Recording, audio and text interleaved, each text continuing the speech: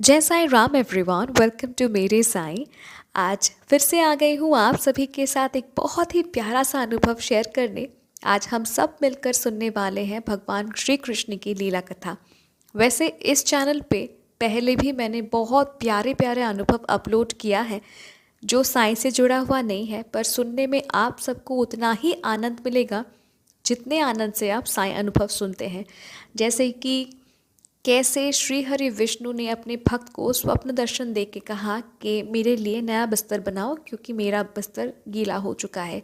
कैसे शिव जी ने अपने भक्त को एहसास दिलाया कि उनके घर में जो पत्थर पड़ा है वो पत्थर नहीं, वो स्वयं शिव जी हैं।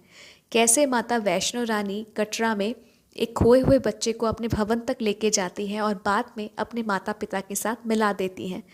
कैसे गणपति बप्पा अपने भक्त के लिए दवाई भेजते हैं। कैसे माँ काली अपने भक्त की सेवा करने अस्पताल जाती है। कैसे गणपति बप्पा अपने भक्त को स्वप्नादेश देके कहते हैं कि अंडा मोदक हटाओ पुत्री। तो ऐसे बहुत प्यारे प्यारे अनुभव इस चैनल पे मैंने ऑलरेडी अपलोड किया है। मैं डिस्क्रिप्शन में प्लेलिस्ट का लिंक डाल रही हूँ। रिक्वेस्ट करूँगी आप सभी को एक बार सुनिए, आप सबको बहुत आनंद आएगा सुन के, ठीक है। तो आज का जो अनुभव है, ये अनुभव हमारे साथ शेयर करती हैं नियति जी। वो बताती हैं कि उनके परिवार में 4 सदस्य हैं, मैम, सर और उनके 2 बेटे। उनके जो बड़े बेटे हैं ना, वो स्वयं भगवान श्री कृष्ण हैं। अर्थात मैम बताती हैं कि शादी के समय उनके किसी रिलेटिव ने उन्हें बाल गोपाल एज अ गिफ्ट दिया था और तब से, उसी दिन से सर मैम गोपाल को अपना बड़ा बेटा मानती हैं। और वो बताती हैं कि गोपाल के ही आशीर्वाद से, गोपाल की ही कृपा से शादी के 3 साल बाद उन्हें अपना छोटा बेटा मिला, ठीक है। मतलब बायोलॉजिकली वो एक बेटे की माँ है, पर वो गोपाल को अपना बड़ा बेटा मानती है, ठीक है। तो उनका जो बायोलॉजिकल बेटा है उन्हें वो अपना छोटा बेटा बताती है। तो ये घटना है साल 2016 की। तो समय था जन्माष्टमी का और मैम सर डिसाइड करते हैं कि इस साल गोपाल का बर्थडे हम मनाएंगे मायापुर में। आई एम श्योर आप मैक्सिमम जानते हैं मायापुर के बारे में।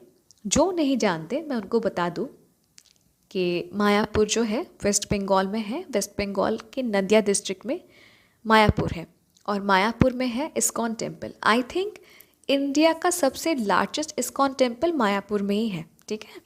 और वहाँ पे भगवान श्री कृष्ण राधा रानी अष्टसखी के साथ विराजमान है।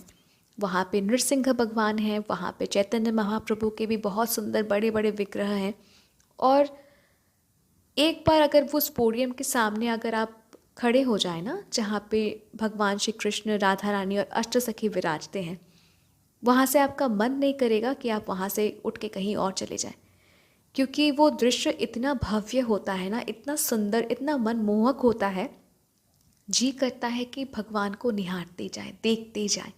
भगवान का साज श्रृंगार इतना सुंदर, मतलब जो गए हैं वो जानते हैं मैं क्यों कह रही हूँ। जो नहीं गए हैं मैं कहूँगी कि एक बार घूम आइए, बहुत बहुत अच्छा लगेगा आप सभी को। तो जन्माष्टमी का समय जहाँ जहाँ भगवान श्री कृष्ण विराजते हैं, मतलब जहाँ जहाँ भगवान हैं, मथुरा कह लीजिए, वृंदावन कह लीजिए या मायापुर कह लीजिए, उस समय मतलब वो सब जगह टूरिस्ट से ठसाठस, भक्तों से ठसाठस भरा रहता है। तो मैम और सर ने काफ़ी पहले से ही एडवांस बुकिंग कर लिया था, ठीक है। और मायापुर के जो टेम्पल प्रेमिसेस है उसके अंदर ही बहुत सारे भवन हैं और वहाँ पे ही लॉजिंग फूडिंग अवेलेबल है। तो प्रेमिसेस के अंदर सर मैम ने अपने लिए रूम बुक किया था। अब जन्माष्टमी के 2 दिन पहले वो पहुँच जाते हैं क्या कहते हैं, मायापुर। और जन्माष्टमी के दिन सुबह सुबह सर मैम अपने छोटे बेटे बड़े बेटे को लेकर बाहर बाज़ार निकलती हैं शॉपिंग करने, अपने बड़े बेटे के लिए, ठीक है, गोपाल के लिए शॉपिंग करने के लिए निकलते हैं। और गोपाल का जन्मदिन है, इसीलिए गोपाल के लिए बहुत सारे नए नए कपड़े, नए नए मुटुक, क्या कहते हैं, क्राउन, मुकुट, फिर बांसुरी, फिर ज्वेलरी खरीदते हैं, ठीक है। बहुत शॉपिंग करते हैं, गोपाल को सैर कराते हैं सुबह सुबह, बर्थडे है गोपाल का।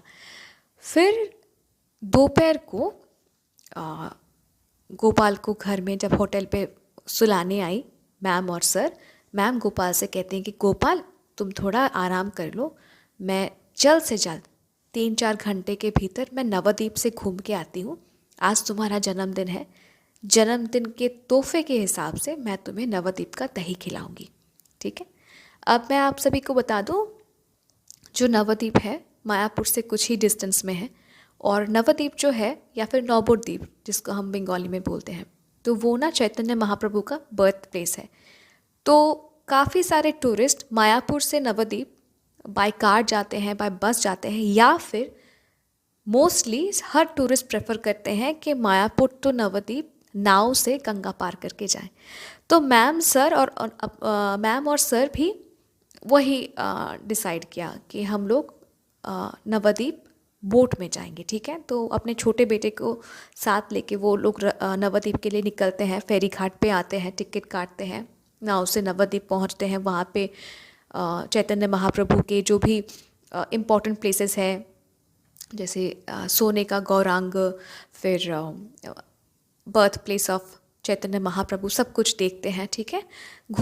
सब उन्होंने घूम लिया। फिर जैसे कि गोपाल को प्रॉमिस किया था कि तुम्हारा बर्थडे है, तुम्हारे लिए मीठा दही लाऊंगा, और नवद्वीप का जो मीठा दही है ना, मतलब बहुत फेमस है, ठीक है।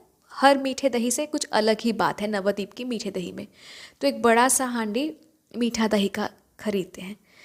जब वो फिर से फेरी घाट में पहुंचते हैं, सर मैम उनका छोटा बेटा जब फिर से फेरी घाट में पहुंचते हैं, टिकट के लिए पैसा निकालने जाते हैं, तब सर देखते हैं कि किसी ने उनका जेब काट लिया है, ठीक है, पर्स जेब में नहीं है। अब सर और मैम बहुत परेशान हो गए, क्योंकि पर्स में जो आइडेंटिटी कार्ड होता है, ड्राइविंग लाइसेंस, वोटर, पैन, आधार, फिर एटीएम कार्ड्स, फिर नकद 10,000 रुपये थे, ठीक है, सब समेत पर्स किसी ने मतलब चोरी कर लिया। तो ये तो बहुत टेंशन की बात हो गई। मैम तो वही रोना धोना स्टार्ट कर दिया। फिर सर मैम अपने छोटे बेटे को लेके फिर से पैदल चल के आते हैं, मतलब इधर गली गली छान मारते हैं, रास्ता को बहुत क्लीनली देखते हैं, नीटली देखते हैं कि कहीं मिल जाए पर्स। जहाँ से दही खरीदा था वहाँ भी जाते हैं, पर उन्हें पर्स नहीं मिला, और मैम बहुत रोने लगी, सर भी बहुत मायूस हो गए, हताश हो गए। नेचुरल सी बात है, इतने सारे डॉक्यूमेंट्स रखा हुआ है, इम्पोर्टेंट लाइसेंस है, नगद पैसे हैं, जेब किसी ने काट लिया। अब करे तो करे क्या। मैम रो रो के बेहाल कि अब कैसे जाएं, गोपाल होटल में अकेले हैं, क्या करे, गोपाल का बर्थडे है, मतलब हर किस्म का टेंशन एक साथ। सर सोच रहे हैं कि कैसे कार्ड ब्लॉक करूं, क्या करूं, पुलिस स्टेशन जाओ, मतलब एक टोटल कन्फ्यूजन केओस चल रहा था। तभी एक लड़का जिसका उम्र 19 से 20 साल के बीच होगा, वो आके मैम को कहता है कि माता जी आप रो क्यों रही हैं। तो मैम बताती हैं कि हमारा पर्स खो गया है, हमें मिल नहीं रहा है, टोटल डिटेल्स बताती हैं।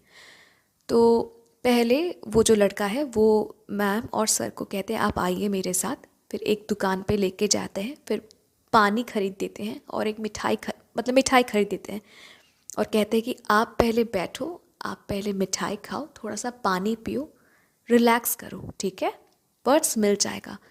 फिर बातें करने लगते हैं, ठीक है, कि आप लोग कहाँ से आए हो, क्यों आए हो, नवद्वीप में क्या करने आए हो, सब कुछ पूछते हैं। मैम बताती हैं कि इतने टेंशन में भी जब वो 19 से 20 साल का वो जो लड़का था, जब मैम से बात कर रहे थे, सर से बात कर रहे थे, वो जो भयंकर टेंशन था ना कि हमारा पर्स खो गया है, इम्पोर्टेंट डॉक्यूमेंट्स जो भी है, नगद 10,000 रुपये है, खो गया, वो सब भूल के ना उस लड़के के साथ जब वो लोग बात कर रहे थे वो सब भूल चुके थे। और एक मतलब अंदरूनी खुशी उन लोग को मिल रही थी, पता नहीं खुशी किस बात का था, पर बहुत सुकून मिल रहा था उस लड़की के साथ बात करते करते। और मैम बताती हैं कि बात करते करते कब उस मिठाई के दुकान से फिर से हम लोग फेरी घाट पे आ गए, ये भी पता नहीं चला। मानो कि अभी इस पल मिठाई के दुकान में ही तो थे, और अभी इस पल हम लोग फेरी घाट पे आ गए, ठीक है, मतलब इतना मंत्रमुग्ध होके वो उस लड़के के साथ बात कर रही थी। अब जब फेरी घाट में आए एक्सक्यूज़ मी, जब फेरी घाट पे आए तब वो लड़का ने कहा कि चलिए मैं आपको नाव पे चढ़ा देता हूँ, मैं भी मायापुर ही जाऊँगा। तो मैम ने कहा कि हमारे पास पैसे नहीं, हमारा पर्स चोरी हो गया है, हम यहाँ से कैसे जाएं मायापुर, पर्स को ढूंढना है। तो उस लड़के ने कहा कि आप चिंता मत करो, आप जब होटल पहुँचोगे ना तब आप देख लेना, आपके होटल के बिस्तर में ही आपका पर्स रखा हुआ है। तो मैम ने कहा, सर ने कहा कि काश ऐसा होता, भगवान करे ऐसा हो जाए। तो उस लड़के ने कहा हाँ हाँ ऐसा ही होगा, मैं कह रहा हूँ ना आपका पर्स, आप जब होटल में जाओगे ना आपको आपका पर्स आपकी होटल के बेड में ही मिल जाएगा, मैं कह रहा हूँ ऐसा ही होगा। तो मैम ने कहा कि मैम ने तब सोचा कि ये बच्चा कह रहा है क्या कर रहा है, पर टेंशन भी हो रहा है, पर उतना भी फ़र्क नहीं पड़ रहा है कि पर्स खो गया है, मतलब ऐसा कुछ चल रहा था। ठीक है, पर्स खोने का एक टेंशन भी है, पर खो गया तो खो गया, कोई फ़र्क ही नहीं पड़ता, मतलब कुछ ऐसा उनके साथ हो रहा था। ठीक है, मैम और सर के साथ। तो वो जो लड़का था वो फेरी घाट में आके नाव का टिकट काटता है 4 जन के लिए, मतलब खुद के लिए और मैम, सर और उनके छोटे बेटे के लिए। फिर मैम से कहता है, मैम पूछती है उस लड़के से कि तुम कहाँ के रहने वाले हो बेटा। तो वो कहता है कि मैं तो हर जगह रहता हूँ। तो मैम ने कहा मतलब हर जगह तुम्हारा घर है। तो उस लड़के ने कहा कि हाँ, मतलब काफ़ी जगह मेरा घर है, तो मैं कभी यहाँ कभी वहाँ रहता हूँ। तो सर ने उस लड़के ने कहा कि वैसे आपको बताऊं, मतलब मैम ने पहले बताया था कि उनके बड़े बेटे का बर्थडे है, गोपाल का बर्थडे है। तो फिर उस लड़के ने कहा कि वैसे आपको एक बात बताऊं माता जी, आज ना मेरा भी जन्मदिन है। तो मैम ने कहा अरे वाह, इतना सुंदर दिन में आज कृष्ण जन्माष्टमी के दिन तुम्हारा जन्मदिन है बेटा। मतलब फिर मैम को बहुत रिग्रेट हुआ कि एक इतना यंग लड़का उनके लिए फेरी घाट में बोट का, नाव का टिकट काट दे रहा है, पर जन्मदिन इतने प्यार से कहा कि आज मेरा जन्मदिन है, देने के लिए कुछ नहीं है उनके पास। तो मैम मन ही मन सोच रही थी कि मेरे पास तो इसको देने के लिए भी कुछ नहीं है, पर्स भी चोरी हो गया। तो फिर वो लड़का कहने लगा कि आप जहाँ पे जा रहे हैं ना, जहाँ पे आप रुके हुए हो मायापुर में, मेरे भी बहुत प्रियजन है वहाँ पे, जो कि मेरे जन्मदिन के लिए आज बहुत तैयारियाँ कर रहे हैं, रात को भी बहुत सारे कार्यक्रम होंगे मेरे जन्मदिन के लिए। तो मैम को लगा कि मतलब रिलेटिव्स आए होंगे, बहुत जन ना वहाँ पे अन्नदान भी करते हैं बाहर में, कि बच्चे का जन्मदिन है आज कुछ खिलाते हैं, गरीबों में दान करते हैं। तो मैम को लगा वैसा कुछ। तो कहा, उस लड़के ने ऐसा भी कहा कि आप तो है ही वहाँ पे मायापुर में, तो आप भी देखिएगा कैसा मेरा जन्मदिन सब कोई मनाते हैं। तो मैम ने उतना गौर नहीं किया। फिर जब मायापुर का फेरी घाट आ ही गया था, ठीक है, जब मायापुर का फेरी घाट आ ही गया था, जब उतरने ही वाले थे, तो उस लड़के ने मैम से कहा, सर से कहा कि वैसे ये दही आप कहाँ लेके जा रहे हैं। तो मैम ने कहा कि ये दही मैं अपने बड़े बेटे गोपाल के लिए लेके जा रहा हूँ। तो उस लड़के ने कहा कि क्या आप बुरा मानेंगे अगर वो दही मैं अपने जन्मदिन के तोहफे के रूप में आपसे मांगूँ तो मैम ने कहा हाँ हाँ क्यों नहीं, ज़रूर लो, ज़रूर लो, तुम दही लो ना, हमें बहुत खुशी मिलेगी, तुम लो। तो वो दही ले लिया, मैम भी उतर गए और उस लड़के ने मैम, सर और बच्चे के लिए एक ऑटो रिक्शा भाड़ा दे के कहा कि जहाँ पे माता जी प्रभु उतरना चाहे वहाँ पे आप उन्हें छोड़ देना। ठीक है। अब जैसे ही वो लड़का उन्हें ऑटो रिक्शा में चढ़ा के चला गया, मैम भी मायापुर में अपने होटल रूम पे आते हैं। मैम जैसे ही अपने घर में, मैम सर जैसे ही अपने होटल रूम का चाबी खोलते हैं ना, तब वो देखते हैं कि उनका बाल गोपाल जहाँ पे जिस बेड पे सोया हुआ है, उन्हीं के पास उनका पर्स रखा हुआ है और साथ ही साथ एक बड़ा सा दही का हांडी, और वो भी आधा खाया हुआ। ठीक है। तब मैम और सर को समझने में देर नहीं हुआ कि जो नवद्वीप में वो जो 20-19 साल का जो लड़का उन्हें मिला था, जो उनको वहाँ से नवद्वीप से मायापुर तक लेके आया, ठीक है, इतना बातें कर रहा था, वो कोई और नहीं, स्वयं उनका गोपाल ही था, उनका बड़ा बेटा था, मुसीबत के वक्त अपने माता पिता को नवद्वीप से मायापुर लेके आए। फिर मैम रिकलेक्ट करने लगी उस लड़के की एक एक बात कि उसने कहा था कि मैं कह रहा हूँ ना कि आपका पर्स आपके होटल में ही होगा, मैं जब कह रहा हूँ तो ऐसा ही होगा, जैसे कि भगवान ने कह दिया तथास्तु। तो वैसा ही हुआ कि भगवान श्री कृष्ण का जो आशीर्वाद था वही आशीर्वाद के फल स्वरूप ही तो अलौकिक की घटना हुई ना, कि जो पर्स बाहर खो चुका था, फेरी घाट में आके सर को पर्स मिला नहीं, वही पर्स जब वो होटल पे आते हैं देखते हैं गोपाल के पास है। नॉट ओनली दैट, जो दही की हांडी गोपाल मतलब उस 19 साल के लड़के ने कहा था कि आज मेरा भी जन्मदिन है, अगर मैं आपके हाथ से वो दही मांग लूँ as a gift, birthday gift, आप मुझे देंगे? वो तो ले लिया था ना वो दही का हांडी, बड़ा सा दही का हांडी, अब वो चला गया था। पर जब वो होटल के रूम में आते हैं देखते कि पर्स के साइड में वही दही का हांडी रखा हुआ है, और वो भी आधा खाया हुआ।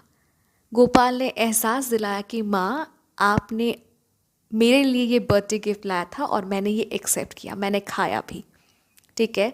और फिर मैम को रियलाइज़ हुआ कि सच में तो मायापुर में तो आज सभी भक्त आए हैं गोपाल का बर्थडे सेलिब्रेट करने, कृष्ण भगवान का बर्थडे सेलिब्रेट करने, तो वो मेरा गोपाल ही था और कोई नहीं। तो ये था इतना सुंदर अनुभव कि देखिए मैम बाल गोपाल को अपना बड़ा बेटा मानती हैं, और कृष्ण भगवान भी कैसे मतलब रिश्ते में कैसा रिश्ता है भगवान श्री कृष्ण का, जो उन्हें बेटा मानता है तो उन्हें वो माँ बाबा का सम्मान भी देते हैं, और कैसे मुसीबत की घड़ी में उन्हें बचा के उन्हें घर पहुंचा देते हैं। नॉट ओनली दैट, उनका खोया हुआ सामान भी उन्हें लौटा देते हैं। तो सच में ये बहुत ही एक अलौकिक, बहुत ही सुंदर सा प्यारा सा अनुभव है। Thank you so very much ma'am, इतना सुंदर सा अनुभव हमारे साथ शेयर करने के लिए। और आप सभी को यही कहूँगी कि अगर आप भी अपना अनुभव मेरे साथ शेयर करना चाहते हैं, चाहे वो साइंस से जुड़ा हुआ हो या आपकी प्रिय देवी या देवताओं के अलौकिक घटना से रिलेटेड हो, आप मुझे ईमेल कर सकते हैं, इंस्टाग्राम पे डायरेक्ट मैसेज कर सकते हैं, या फिर मेरे व्हाट्सएप नंबर में भी आप मुझे मैसेज कर सकते हैं। Email ID, Instagram account ID और व्हाट्सएप नंबर तीनों ही डिस्क्रिप्शन पे दिया हुआ है। और अगर अनुभव अच्छा लगे प्लीज़ प्लीज़ प्लीज़ लाइक कीजिए, शेयर कीजिए अपने परिवार और दोस्तों के साथ। और अगर अभी तक मेरे साईं परिवार से जुड़े नहीं हैं, जुड़ जाइए। आई अश्योर यू, रोज़ बहुत प्यारे प्यारे अनुभव सुनने को मिलेगा, ठीक है। मिलती हूँ बहुत जल्दी नए अनुभव के साथ। टिल देन, जय साईं राम।